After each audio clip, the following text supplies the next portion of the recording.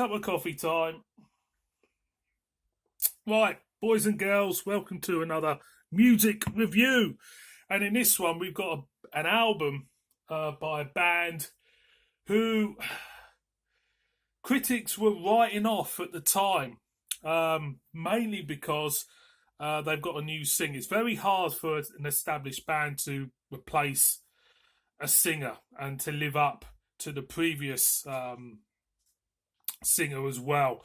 And a singer of David Lee Roth's caliber, he was a showman. He was an entertainer. He was a larger than life character. I'm talking about Van Halen, and the album I'm going to review is 5150. This was released, dare I say, have to look at the back of it was released in, God, I can't read the writing on this. It was released in 1986. It was released in 1986 with their new lead singer, Sammy Hagar. So I'll show you the booklet I got. So there is the 5150 cover, the old strong man. There's the first group photo, Sammy Hagar in a wheelchair. 5150 means it's a California law term of being mentally unstable or crazy or kind of like a danger to others, basically. So that's why they're in straitjackets. There you go. Sammy Hagar cut his hair before joining Van Halen. Well, he didn't know he was going to join Van Halen, but after his last solo tour, he cut his hair, thinking that, nothing of it. But there you go. There's the booklet lyrics. This isn't a remastered version. So there we go. And a nice pic of the lads on the back with a muscle man, kind of like dead. Anyway, let's go on with the album review. So, David Lee Roth has gone off to pastures new, listening to most probably record executives thinking he's going to be a massive, massive star, or telling him, you don't need them boys anymore, you're going to be a mega star, that type of thing. So while he's off doing his thing, Van Halen, I think it was a very bitter split. Van Halen looked for a new singer. So what they lost in an entertainer, as in David Lee Roth, they gained in a musician with Sammy Hagar, an already established solo career, paved way for Van Halen to employ him. So this is the end result, 5150. There is 9 tracks on this. I shall talk through what I think of them. It was produced by Van Halen, Mick Jones, who is in Foreigner. It must be the same Mick Jones, and Don Landy.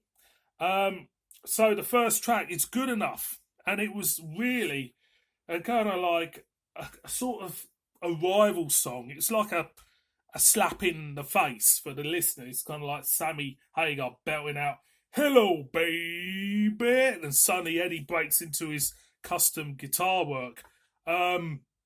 It's a short, sharp song, and it's basically an arrival song. I've always seen it as an arrival song for a new singer, just to take the listener by the balls and say, we're back, type of thing. And it works. It's a really, really nice, good rocking track. I like it a lot. Then we go on to the first single, the lead single, Why Can't This Be Love? Why Can't This Be Love? Like keyboard laden type of thing going on.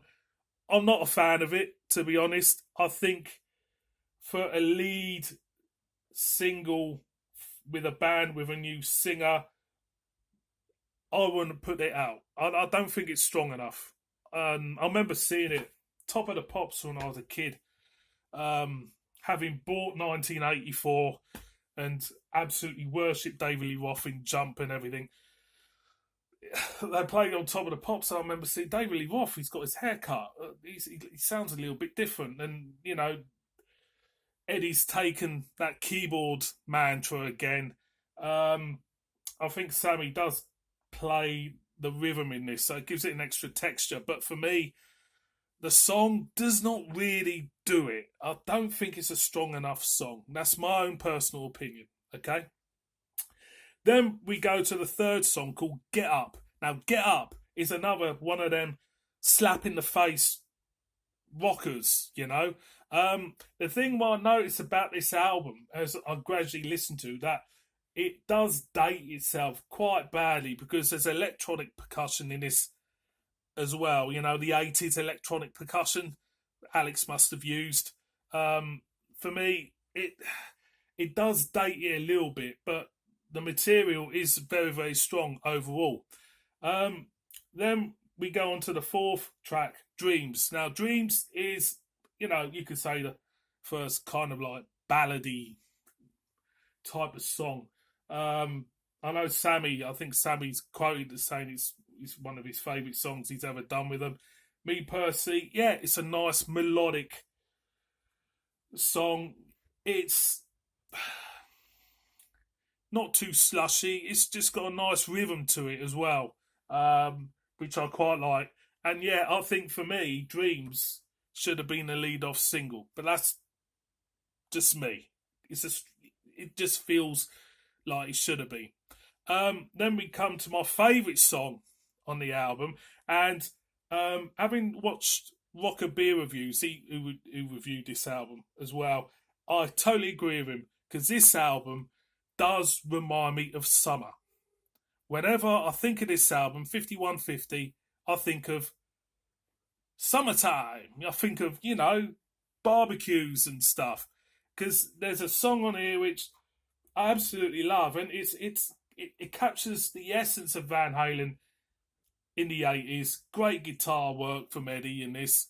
And let's face it, Eddie Van Halen, I would say, is most probably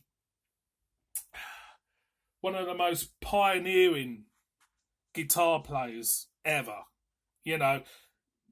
Influence-wise, Jimi Hendrix, for me, influenced a generation. And when it came to the 80s, if you look at hard rock throughout the 80s, everybody wanted to be like Eddie Van Halen. He was a pioneer of the sound. He really was. The tapping method. Everything he did, basically everybody tried to copy. If you go on Sunset Strip in LA back in the 80s and you see all these hard rock bands and that, the guitarist just pulling off the moves and playing like Eddie Van Halen. He was a phenomenal player. And I suppose when it comes to the keyboard music and that, I do kind of scratch me chin because I thought this is one of the greatest guitar players in our time, playing the keyboards. But overall, if you look at the whole musical climate back in 86, 87 or whatever, people were playing like Eddie, and I think he wanted to do something different. So we come to Summer Nights. Now, Summer Nights is captures the whole essence of 1980s for me.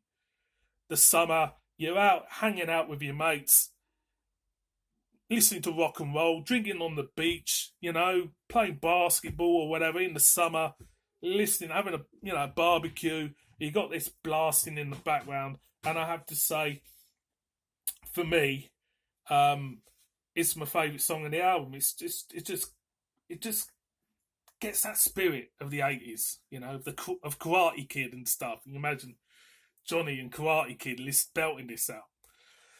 So then we come to another song called Best of Both Worlds, and this is quite an interesting song in the fact it's got like a reoccurring riff in this. It's like a riff which just keeps reoccurring all the time, and it just drives that song through. Best of Both Worlds, another cracking tune. I have to say, it's a cracking tune. I do like it, and it's just got this reoccurring riff, and it just does it really, really well. Eddie does it really, really well. Then we go to the big ballad of the album. This should have been a massive hit single in the UK. I mean, and Europe. This is a proper ballad. Love Walks In. What do I think of it? Well, I'm a bit of a softie for ballads, and I have to say it's a really good ballad. It is. Just great. I remember watching Live Without a Net, what a mate of mine lent me years ago, and watching it on that, and it's just fantastic. It is. It's a well written song, brilliant. Then we come to the title track 5150, which again a great rocking tune.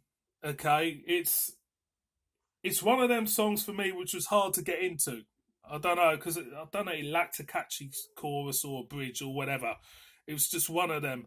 But then again, you know, sometimes having an album with a few grower of a track, couple of tracks which are growers on, really does it, you know, gets you listening to it more and more and more. Yeah, so 5150 is one of them type of songs for me. Then we go to the last song on the album called Inside. Now, Inside, strange kind of like vibe to it, to be honest. And to be honest, it's not as straightforward as what you think. You know, it's one of them songs, right? If you pick up a Van Halen album, you think, I know I'm gonna get, you know, this. You know, you look at the title, that's a ballad or whatever. When it comes to Inside, it kind of left me scratching my chin, thinking, is this really Van Halen? And of course, it was. Yeah, I like it. It's different. To finish the album off, do you think it's the right song? Yeah, I think, you know, it does leave a slight statement of where they were going to go with the next album for me. It's just leaves it open ended. It lets you think, what's the next album going to be like? So that's it. What do I think of this album?